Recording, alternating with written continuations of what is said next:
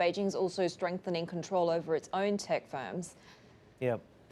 We knew this was coming. We knew that Beijing wanted to get more of a control over the vast troves of data that is created and held and utilized by the likes of Alibaba, Tencent, and other big platforms. How are they going to do it? Well, we see at least the first jigsaw puzzle piece being put into place by the Beijing government as the NPC Standing Committee passed this new data security law.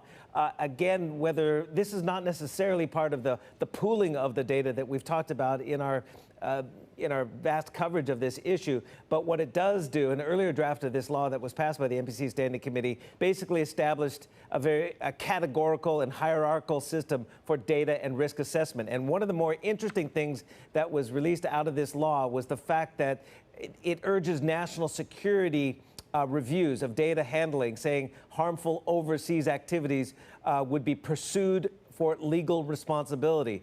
So again, China is putting in place legal avenues to protect its vast interests. The digital economy in China grew at a much faster pace than the national gross domestic product in 2019. And IDC says, let me look up the number here, that China will hold about 1/3 of the world's global data by 2025. That's about 60% more than the United States.